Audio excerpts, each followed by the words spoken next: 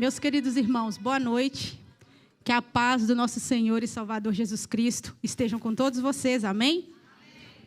Meus irmãos, o tema da nossa mensagem de hoje é a vitória pelo recomeço. Ontem nós tivemos aqui uma ministração maravilhosa de um amigo que falou um pouquinho sobre aquilo que nós vamos falar hoje. Me desculpem, mas eu vou pedir para vocês ficarem de pé mais um pouquinho e logo a seguir para vocês sentarem, porque eu sempre esqueço de pedir para sentar, ok? Vamos orar, meus irmãos? Todo mundo de pé, por favor? Senhor Deus, Pai Santo e amado, precioso é o Teu nome, Senhor. Eu te louvo, Jesus, pela vida de cada pessoa que está aqui na Tua igreja, Senhor, para a honra e para a glória do Teu santo nome, Pai.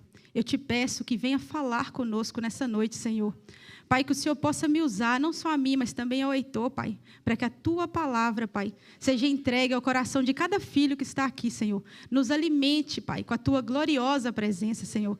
Eu te peço autorização, Senhor, para que eu possa sair e para que o Teu Espírito possa entrar. Fale com a Tua igreja, em nome de Jesus. Amém. Nós te amamos, Senhor. Obrigado. Meus queridos irmãos, hoje nós vamos falar sobre o profeta Ageu, como disse o Felipe aqui. E nós vamos ler o capítulo 1 e o capítulo 2. Mas antes disso, eu gostaria de fazer um pano de fundo para nós entendermos, a situação que o povo de Deus estava vivendo quando essa mensagem é entregue ao profeta Ageu. Ontem nós vimos aqui o nosso amigo falando sobre o tempo que Daniel ele esteve em exílio na Babilônia. E eu queria relembrar, meus irmãos, já que o tema hoje é a vitória, pelo recomeço, eu queria lembrar para vocês de uma época em que o povo de Deus precisou recomeçar, depois de um momento muito difícil que eles passaram. O povo de Deus, eles viveram em exílio por 70 anos na Babilônia, dominados por um rei, Nabucodonosor II. Foi um tempo de muito sofrimento, foi um tempo de muita dificuldade, de muita humilhação que o povo de Deus passou. Isso tudo por quê? Porque o povo foi negligente, porque o povo não queria ouvir aquilo que o Senhor mandava que os profetas falassem com eles, sobre aquela frieza espiritual, sobre aqueles pecados que eles cometiam naquela época. E a consequência disso, meus irmãos, foi nada mais do que nada menos do que essa escravidão que durou 70 anos. Uma invasão que se deu por várias etapas. E na primeira etapa, quando os babilônicos eles entram, eles saqueiam tudo e levam tudo que eles acham de valor, inclusive os utensílios que o rei Salomão tinha construído no templo, onde o Senhor era adorado, onde simbolizava a presença de Deus no meio do povo. E numa segunda retoma, como se não pudesse ser pior, além deles terem saqueado e levado tudo que eles tinham de valor, eles também levaram as pessoas, começaram a escravizar as pessoas, obrigando aquelas pessoas a serem deportadas. E eles foram levando aquelas pessoas que tinham uma relevância maior para o trabalho escravo, pessoas que eram fortes, pessoas que tinham alguma profissão ali que pudesse ser útil. Levaram também as mulheres, e aí vocês imaginam que sofrimento, as famílias ali sendo desfeitas, e essas mulheres eram obrigadas a se casar com homens do Império Babilônico, ou então virarem concubinas. Então, assim, foi um momento de muita tristeza e de muito sofrimento que o povo de Deus passou ali. E nós podemos ver, meus irmãos, que em tudo nós vemos como a desobediência ao Senhor nos leva a caminhos terríveis, de sofrimento. E ali nós podemos ver que aquele povo, pela negligência, eles pagaram um preço alto, Foi 70 anos como escravos. E nessa segunda parte, além de terem levado as pessoas, eles destruíram tudo. Tudo. Inclusive o templo onde o Senhor era adorado. Aquele templo grandioso que o rei Salomão tinha construído, ele virou nada, ele ficou em ruínas. Isso tudo, meus irmãos, só teve fim quando o Ciro, ele assina um decreto, ele começa a dominar tudo aquilo ali, era um imperador, e ele assina um decreto dando autorização para os judeus regressarem até Jerusalém. E aí, quando eles voltam para Jerusalém, eles têm ali como primeira função reconstruírem o templo onde o Senhor poderia ser adorado. Porque até então não tinha templo, Então, naquela época, não havia ainda sacrifícios, os sacrifícios deixaram de ser feitos, ou seja, não estava havendo mais aquela comunhão. E essa primeira coisa que eles tinham como missão, chegar e reconstruir o templo onde o Senhor poderia ser adorado. Mas não foi bem assim que aconteceu. O povo volta, O povo volta para recomeçar e mais uma vez o povo se torna negligente. E aí, meus irmãos, nós vamos ler aqui no capítulo 1. Eu vou pedir para colocar aí, por favor. Capítulo 1, né, no versículo 1 diz assim, ó. Deus ordena a reconstrução do templo. No 2º ano do reinado de Dario, rei da Pérsia, no 1º dia do 6º mês, o Senhor mandou uma mensagem por meio do profeta Ageu. Essa mensagem era para o governador de Judá, Zorobabel, filho de Salatiel, e para o grande sacerdote Josué, filho de Josadaque. O Senhor Todo-Poderoso disse o seguinte: o povo está dizendo que ainda não chegou o tempo de reconstruir o templo. Por isso, o Senhor falou assim por meio do profeta Ageu: povo de Judá, será que fica bem vocês viverem em casas luxuosas enquanto o meu templo continua destruído? Pensem bem no que tem acontecido com vocês. Vocês semearam muitas sementes, mas colheram pouco. Tem comida, mas não é suficiente para matar a fome. Tem vinho, mas não dá para ficarem bêbados. Tem roupas, porém elas não chegam para os proteger do frio. E o salário que o trabalhador recebe não dá para viver. Então, meus irmãos, como nós vimos aqui, o povo voltou. E quando o povo voltou, o povo chegou e encontrou tudo destruído.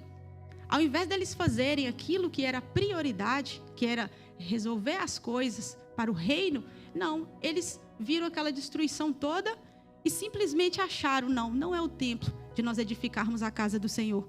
Não é o templo de nós erguermos uma casa onde o nosso Deus será adorado. E aí o que eles fizeram? Eles foram levar sua vida normal, construírem casas luxuosas e deixar os interesses de Deus para lá. Mas o nosso Deus, isso é uma lição muito bonita dessa mensagem, o nosso Deus, ele nunca nos abandona. Ainda que a gente vire as costas para ele nunca abandona aquele que é dele, sabe? E o nosso Deus, em mais uma tentativa de se aproximar do povo, o nosso Deus, ele envia uma mensagem através desse profeta de nome Ageu. E esse profeta, ele direciona essa mensagem ao governador, ou seja, aos líderes dali, ao governador Zorobabel e o chefe dos sacerdotes, né, que no caso era Josué. E quando essa mensagem é direcionada até eles e também ao povo que tinha acabado de voltar do exílio, o Senhor fala para ele assim: peraí, então esse povo está falando que não é o tempo de edificar a minha casa? Como assim? Não é o tempo, não chegou o tempo, mas vocês estão morando em casas luxuosas, vocês acham que realmente isso é certo? E aí o Senhor chama aquele povo para fazer uma reflexão, sabe? O Senhor chama aquele povo para olhar para a vida que eles estavam levando e o Senhor diz assim: vocês acham mesmo que essa vida que vocês estão levando tá bem, tá tudo bem? Quer dizer, vocês têm plantado muito e vocês têm colhido muito pouco, sabe? Vocês até têm recebido algum dinheiro, mas o salário que vocês estão recebendo entra no bolso de vocês e é como se o bolso fosse furado. Ou seja, o Senhor não estava falando ali de pessoas que não tinham nada, não, porque antes o Senhor tinha dito que eles estavam construindo casas luxuosas. O Senhor estava falando de pessoas que para eles não tinha nada que chegava. Eles comiam, mas eles nunca estavam satisfeitos. Eles ganhavam dinheiro, mas é como se os bolsos deles estivessem furados. Pessoas que priorizaram a sua vida pessoal e deixaram as coisas do reino de lado. E quando o Senhor chama a atenção do povo e o Senhor fala com eles, pela primeira vez, aquele povo permitiu que a mensagem entrasse no coração deles. E pela primeira vez eles olharam: não, peraí, tem uma coisa errada. Dessa vez nós vamos recomeçar, mas da maneira certa. Nós vamos reconstruir um templo onde o nosso Deus poderá ser adorado. E eles reconstruíram um templo, sabe? Eles pensaram: não, peraí, até agora nós fizemos tudo errado, foi por causa de negligência mesmo, nós passamos 70 anos ali como escravos. E agora nós estamos fazendo a mesma coisa. E aí quando esse povo volta, que esse povo resolve ouvir a voz de Deus, eles edificam um templo, né, para o Senhor ser adorado. O Senhor fala com eles: olha, eu falo para vocês aquilo que eu já tinha falado para vocês lá atrás, quando vocês ainda estavam no Egito. O meu espírito é com vocês. Sejam fortes, sejam corajosos.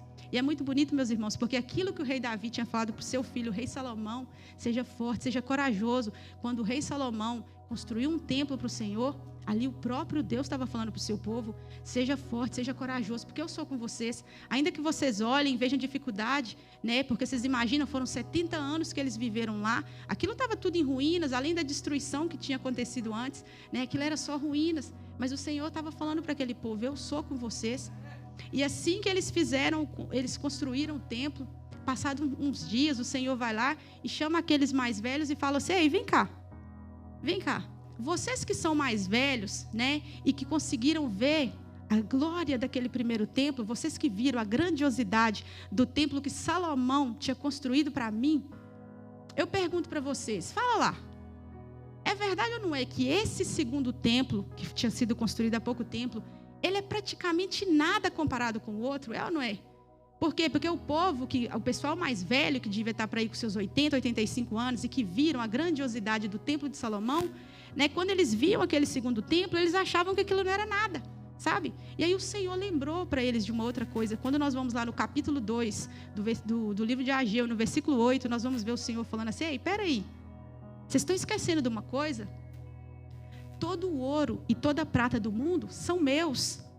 São meus. O Senhor quis dizer assim, peraí, vocês acham mesmo que esse segundo templo ele é simples desse jeito por falta de recurso?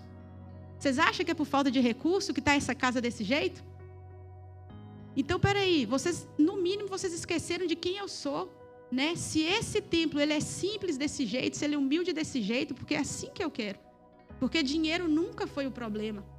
E aquele povo, quando ouviu aquilo, que aquele povo parou para pensar, o Senhor dá uma mensagem maravilhosa, uma mensagem de esperança, né? Porque no capítulo 2, no finalzinho, o Senhor fala, todo o ouro e toda a prata desse mundo são meus, e a glória da segunda casa vai ser ainda maior. A glória da última casa será ainda maior. E aí, meus irmãos, a nossa reflexão começa aqui. A primeira coisa que me chamou a atenção nesse texto foi como as pessoas chegaram e quando as pessoas encontraram aquele cenário de destruição, as pessoas olharam e começaram a ver dificuldade em tudo. Elas só não viram dificuldades para tratar dos seus próprios interesses. Mas para as coisas de Deus, houve ali uma relutância muito grande. E as pessoas deixaram as coisas de Deus de lado, sabe? E foram tratar dos seus interesses. Elas viram aquela dificuldade em reconstruir aquele templo. E quando eu saio lá de trás, quando eu saio do contexto histórico e venho para os dias de hoje, sabe? Naquela época eles viam aquela dificuldade, aquela destruição. Eu paro e olho os dias de hoje, meus irmãos. O tempo em que nós estamos vivendo agora não é diferente daquilo que eles viveram. Porque basta que a gente abra os nossos olhos espirituais para nós vermos a destruição que nós estamos vivendo nos últimos anos. Uma destruição moral, uma destruição ética, sabe? Se nós fecharmos os olhos e nós pararmos para ver a nossa juventude, a juventude que está nesse mundo hoje, nós vamos ver que os nossos jovens, eles estão perdidos. Que os nossos jovens, eles têm sido doutrinados por um sistema que está aí, que não deixa eles nem saberem quem eles são. Eles não têm a identidade em Cristo. Tem uma juventude grande perdida por aí, que não sabe se é binário, enfim, eles não sabem nem a sexualidade deles. Aí quando nós olhamos para um outro cenário, nós vemos pessoas se entupindo de medicação, porque é síndrome do pânico, é depressão, é transtorno de ansiedade, é complexo de inferioridade, enfim, pessoas que estão tristes, pessoas que estão sofrendo, pessoas que estão com a alma ferida. E aí nós viramos para um outro lado, e ali está a galera do Oba, pessoas que estão buscando em drogas, álcool, sabe? Pessoas que estão buscando em dinheiro, aquele anseio, sabe, para a nossa alma, que só a presença de Deus pode dar. E aí, meus irmãos, nós olhamos para um outro lado, e nós vemos igrejas lotadas daquilo que aquilo que o apóstolo Paulo tinha falado lá atrás, que nos últimos tempos muitos ouviriam ensinamentos e doutrinas dadas por demônios, sabe?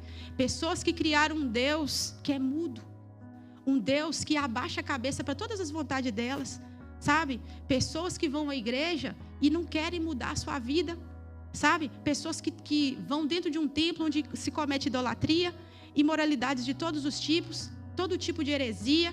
E esse Deus é um Deus mudo, porque Ele é obrigado a aceitar essas pessoas como elas são, sabe?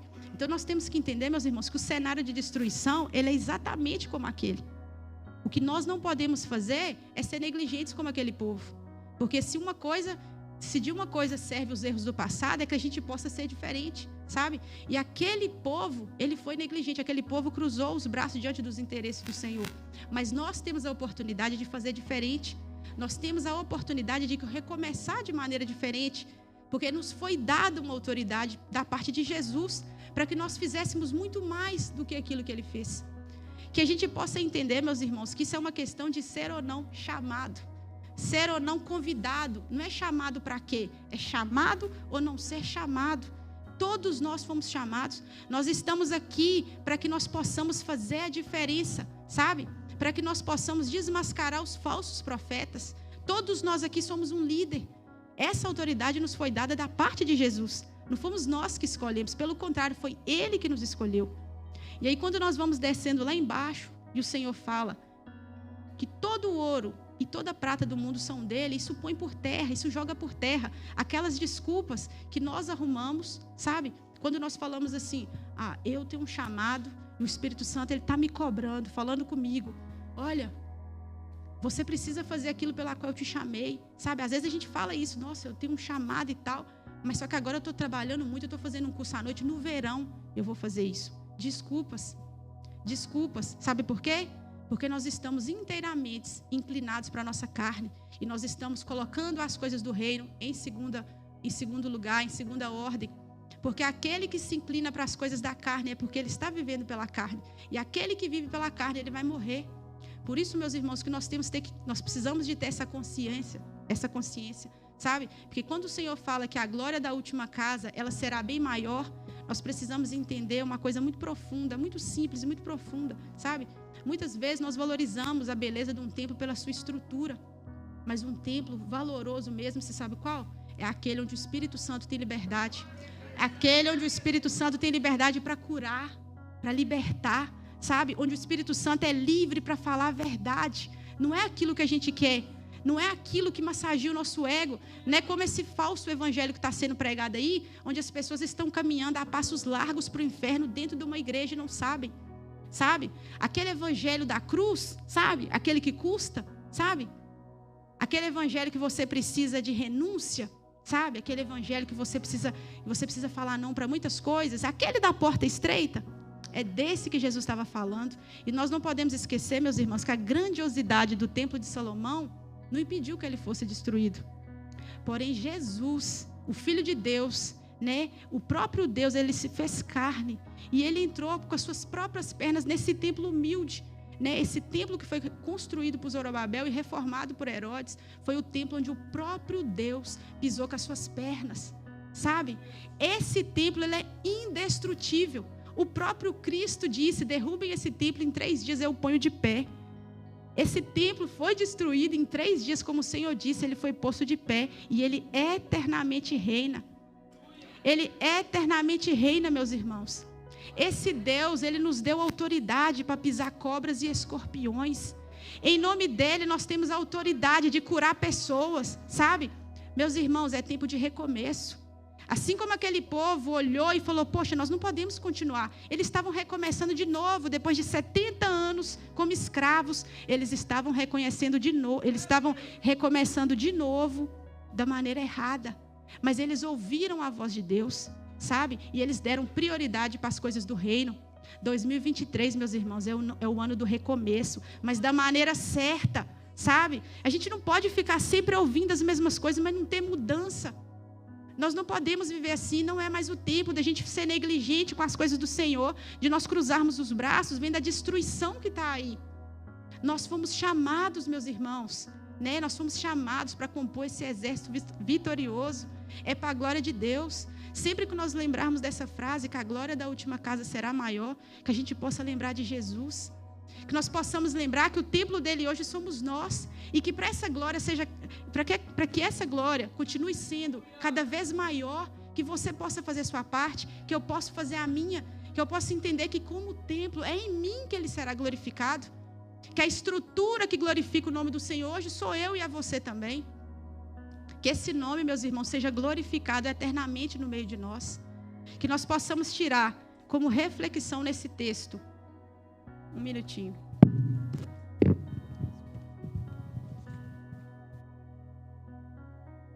Tirar, primeiro, que nós possamos recomeçar priorizando as coisas de Deus. Que as desculpas por falta de recursos fiquem para trás. Que nós possamos entender que a glória de um templo não está na sua estrutura, e sim na poderosa presença de Deus. Que nós possamos usar de toda a autoridade que nos foi dada pelo Senhor Jesus, para que a glória da última casa seja cada vez maior. Amém, meus irmãos? Vamos nos pôr de pé? Amém. Senhor, meu Deus e meu Pai, Eu te agradeço, Jesus, por essa oportunidade maravilhosa de estarmos aqui reunidos como igreja em prol do teu glorioso nome. Deus, que 2023 seja um ano especial, um ano de recomeço, Senhor. Que nós possamos recomeçar da maneira certa, da maneira que te agrada, para a glória do teu nome, Senhor. Aviva a tua igreja, Pai. Que pessoas possam ser curadas e libertas, Pai, em cada um de nós, Senhor. Em nome de Jesus, Pai, eu te agradeço por essa oportunidade. Amém, Senhor. Glória a Deus.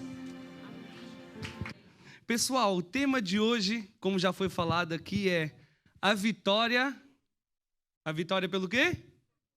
A vitória pelo recomeço. E nós estamos falando sobre o profeta Ageu. O livro de Ageu, ele é bem pequeno, é bem rápido de ser lido. Ele tem apenas 2 capítulos, mas ele nos conta algo maravilhoso e nos traz um ensinamento incrível. E para nós situarmos mais um pouco na nossa história, que a Geise já contou aqui, né? Nabucodonosor, rei da Babilônia, ele invade Jerusalém e ele conquista Jerusalém. E quando ele conquista Jerusalém, ele não só leva o povo, mas como também ele destrói o templo do Senhor.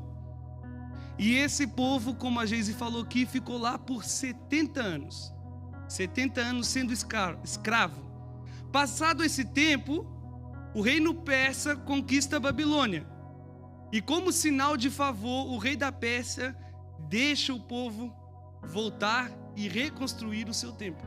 E é aqui que eu quero focar. Hoje a palavra vai ser focada aqui. Porque o povo volta e passa-se alguns anos e mesmo assim o povo ainda não reconstrói o templo. Porque o povo, em vez de colocar Deus em primeiro lugar, eles colocam as suas ocupações em primeiro lugar. Então Deus levanta 2 profetas, Ageu e Zacarias, para mostrar ao povo que eles não estavam colocando Deus em primeiro lugar. Ei, é muito bom, é top que você venha na igreja, é top que você frequente a igreja, mas deixa eu te perguntar uma coisa: quando você sai daqui, em qual lugar da sua prateleira Deus está? Quando você sai daqui, nas suas prioridades, Deus, ela vem em qual prioridade? Ela está vindo na segunda, na terceira, ou você tem deixado Deus na sua primeira prioridade? Ei, não deixe que a sua busca a Deus, não deixe que esse foco que você está tendo dure apenas 12 dias no seu ano. Quantas vezes nós estamos aqui na campanha 12 dias orando, Deus, esse ano eu quero que seja algo diferente, mas nós só colocamos Deus em primeiro lugar nos primeiros 12 dias. Não deixe que o seu ano seja maravilhoso apenas no início de janeiro, não. Deus, Ele quer te dar um ano maravilhoso, mas você quer ter um ano maravilhoso? E para nós termos um ano maravilhoso, quem que tem que estar em primeiro lugar? Deus. Não deixe que o seu coração, durante o ano, ele comece a pegar poeira e se torne ruínas. Não deixe que o seu templo se transforme em ruínas e fique passando o tempo em ruínas. Não deixe que isso aconteça. O ambiente que nós nos encontramos, às vezes, o ambiente ele não é saudável porque o templo se encontra em ruínas. Talvez a sua vida não está tão boa, talvez o seu trabalho não está tão bom, talvez o ambiente da sua casa não está tão bom, porque Deus, o templo, o seu templo, você está totalmente em ruínas. O Espírito Santo não habita mais dentro de você. Onde você tem deixado o Espírito Santo trabalhar na sua vida? Será que você tem deixado Ele reconstruir algo em você? Ou nós temos impedido Ele de começar a reconstrução dentro de nós? Vamos ler Ageu 1:4, que diz bem assim: acaso é um tempo de vocês morarem em casas de fino acabamento, enquanto a minha casa continua destruída? Agora sim, diz o Senhor dos Exércitos, vejam onde os seus caminhos os levaram. Vocês têm plantado muito e colhido pouco. Vocês comem, mas não se fartam. Bebem, mas não se satisfazem. Próximo. Vestem-se, desculpa gente, acho que estou precisando de óculos. Vestem-se, mas não se aquecem. Aquele que recebe salário, recebe-o para colocá-lo numa bolsa furada. Assim diz o Senhor dos Exércitos: veja onde os seus caminhos os levaram. Ei, deixa eu te falar uma coisa. Se você for reconstruir alguma coisa esse ano, se você está programando reconstruir algo esse ano, primeiro olhe para a sua direita, olhe para a sua esquerda, dê uma olhada e veja como o templo do Senhor está na sua vida. Então, como assim? Ei, os meus pensamentos não chegam nem perto dos pensamentos de Deus. O meu olhar sobre a minha vida não chega nem perto ao olhar que Deus tem sobre a minha vida. Então por que eu vou continuar derrotado e vou impedir a vitória chegar, se eu tenho a fórmula da vitória de braços abertos esperando eu pedir informação? Quantas vezes nós esquecemos que nós temos a fórmula da vitória na nossa mão, a Bíblia, a palavra do Senhor? Quantas vezes nós queremos fazer os nossos planos e esquecemos dos planos que Deus tem para nós? Eu já falei isso algumas vezes para os jovens. Há muitas provas que nós passamos no nosso ano e há muitas dificuldades que nós passamos na nossa vida que não era preciso nós passarmos. Há muitas coisas que nós passamos, preste bem atenção, que nós não precisávamos passar. Há problemas que nós próprios que nos colocamos em problemas. Por quê? Porque não temos a voz presente de Deus, o templo não está intacto. Quantas vezes nós estamos procurando problemas para a nossa vida? E que se o templo estivesse intacto, se a nossa ligação com Deus estivesse intacta, nós não passaríamos por tal coisa. Olha como é bom ouvir a voz de Deus. Pedro, Tiago e João, no barco, em um lugar que eles dominavam. Qual que era o lugar que eles dominavam? O mar. Passaram a madrugada inteira e chegam de manhã sem nada. Jesus então chega à beira do mar e fala assim: vamos voltar, vamos voltar. E quando eles voltam, o que acontece? Eles voltam cheios de peixes. Eles voltam cheios de peixe, eles nem conseguem eles próprios trazer tudo. Eles têm que pedir ajuda aos seus companheiros. O que eu quero falar com isso? Talvez aconteceu alguma coisa na sua empresa, onde você se achava o expert, e você pensava: eu sou o melhor profissional, eu consigo tirar a minha empresa da falência. Talvez você se ache o melhor pai, talvez você se ache a melhor mãe, e a sua família por acaso está indo ao fracasso. Talvez você pense que você é o melhor filho, e você está vendo você só dando problemas para o seu pai. Deixa eu te falar uma coisa. Jesus chega hoje no barco e fala assim: volte para o mar, mas agora não faça pelas suas mãos, mas deixe eu controlar a obra. É isso que Deus quer, que nós demos o controle para Ele. E quando nós damos o controle para Deus, tudo fica mais fácil. Você pode ser bom, você pode ser bom, excelente na sua área, mas eu creio que Deus é muito melhor que você. Então por que ainda confiar em nós e não confiar nele? Vamos repetir uma frase aqui comigo? Érica, pode jogar aí. Vamos lá? Há coisas que são destruídas na nossa vida. Vamos lá ler de novo?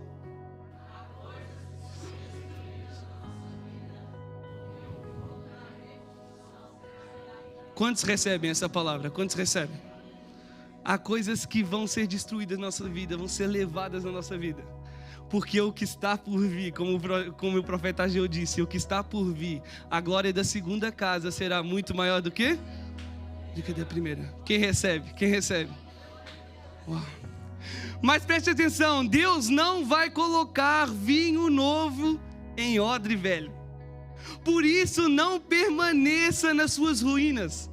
Não permaneça lamentando pelo aquilo que você perdeu, porque enquanto você permanece reclamando do que você perdeu, algo novo não chegará na sua vida. Enquanto nós ficamos lamentando pelos lutos, e eu já preguei isso aqui na primeira campanha, primeira vez que eu preguei na igreja, enquanto nós permanecemos vivendo lutos do passado, a nova vida não chegará à nossa casa, não chegará à nossa vida. Quantos aqui querem deixar Deus limpar o terreno para começar algo novo? Você tem certeza? Porque limpar o terreno, às vezes, a bagunça que tem, traz o quê? Traz dor, isso mesmo. A gente tem que sair do conforto. E o nosso problema é que por muitas vezes nós não queremos reconstruir, mas queremos arranjar o que já está construído. Você sabia disso? Porque o que é muito mais fácil? Você arrumar uma rachadura que está na parede e está danificando a estrutura da casa, ou você baixar tudo, quebrar tudo e fazer de novo? Qual que é mais fácil? Só tapar, não é? Mas deixa eu te falar, nem sempre o que é mais fácil e mais rápido é o mais saudável para a nossa vida. Nem sempre. Quer ver? Eu vou até fazer um exemplo mais básico aqui, um exemplo que eu conheço bem. O que é melhor depois de um domingo, depois do culto? Passar no McDonald's e comer um Big Taste? Ou comer uma costela que está na fumaça desde as 9 da manhã? Qual que é melhor? Qual que é melhor que está na fumaça assim só? Qual que é melhor, Eva? Qual que é melhor? E aí nós vemos o quão bom é, talvez, a gente esperar um pouco. Cheira-se bem forte, ó. Cheira assim comigo, vai, bem forte. Respira fundo assim, ó. Forte assim, de novo. Ei, não pense no trabalho que vai dar reconstruir. Imagine o cheiro do prato que está sendo preparado por Deus para a sua nova etapa da vida. Quantos recebem um cheiro de um prato delicioso feito por Deus?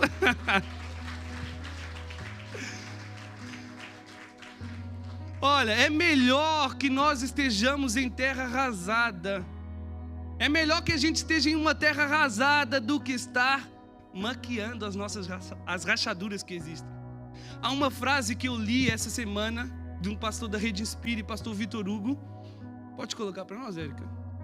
Vamos ler juntos? Vamos lá? 1, 2, 3 e... Ninguém semeia em terra cheia de grama e de árvores.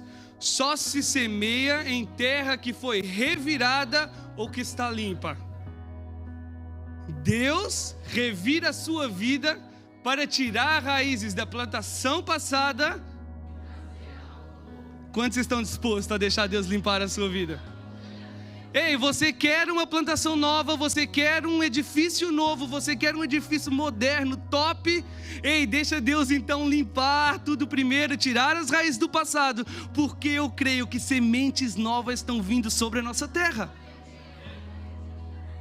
Então agradeça se você reconheceu que você está mal e quer mudar. Agradeça, porque na hora que você permitir que Deus coloque a mão sobre a sua terra, essa terra sim se tornará frutífera. Olha quão bom que é o nosso Deus. Em Ageu 2:9 diz bem assim: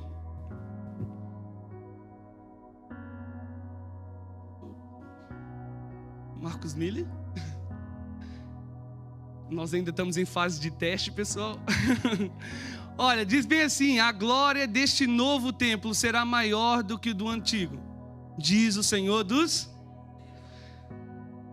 E neste lugar estabelecerei a paz, declara o Senhor dos Exércitos. Olha que fora do normal que é o nosso Deus.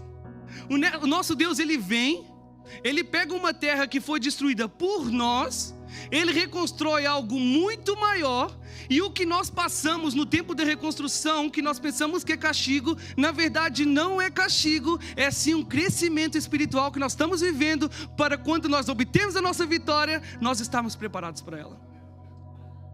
Quantas vezes nós ficamos querendo pular etapas, como o Felipe disse aqui no início do culto? Quantas vezes nós queremos pular etapas da nossa vida para conseguir conquistar a nossa vitória mais rápido, e quando nós temos a oportunidade nas nossas mãos, nós deixamos passar? Quantas vezes nós perdemos bênção porque nós não quisemos nos preparar? Eu mesmo passei por uma dessa esses dias, que eu tive o pastor Enéas já vem há mais, desde que ele começou a estudar inglês. Quantos anos, pastor? 4 anos. Ele fala: vocês têm que estudar inglês. Vocês têm que estudar inglês. Eu tô fazendo um estágio, né, com o Danilão.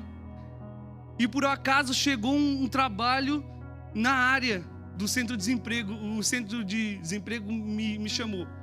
E eles chegaram com uma proposta ótima para mim. Aí qual que foi o empecilho? Imaginem aí, qual que foi o empecilho para eu entrar nesse trabalho? O inglês. Hoje eu estou estudando já faz 2 meses. Eu já tento falar com o pastor. Imagine o meu diálogo com o do pastor de inglês. É muito bom. How are things, pastor? Mas, gente, quantas vezes nós pedimos bênção, mas não nos preparamos para elas? Você quer começar a reconstrução? Passe cada etapa dessa reconstrução para se preparar. Em Isaías, e é o último versículo que eu vou ler. Isaías 19:20. Se vocês estiverem dispostos a obedecer, comerão os melhores frutos dessa. Vamos ler todos? Vamos lá? 1, 2, 3 e...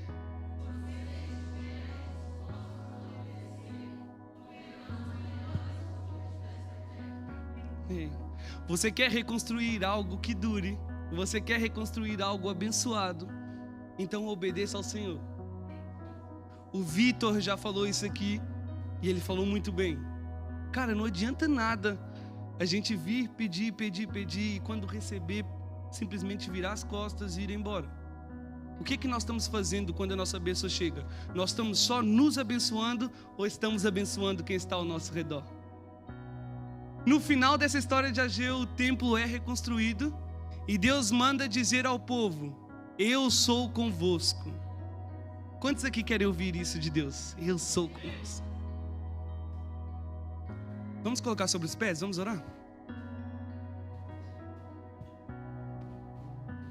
Obrigado, Deus, por esse momento, Deus. Obrigado por falar conosco, Deus. Nós cremos, Deus, que nós não viveremos mais da mesma maneira depois dessa campanha, Deus. Mas as coisas vão mudar em nosso coração, Deus. Eu te peço, Deus, nos dê calma, Deus, para esperar o tempo do Senhor, Deus. Deus, abre a nossa mente, Deus, de tal forma, Deus, que a gente comece a confiar verdadeiramente no Senhor, Deus. Não só pelas palavras, Deus, mas também com as nossas atitudes, com o nosso caráter, Deus, com a nossa vida, Deus. Eu te peço, Deus, em nome de Jesus, Deus, venha nos mudar, Deus. Venha fazer que a nossa vida seja igual a do profeta Ageu, Deus. E coloque o Senhor em primeiro lugar de tudo, Deus.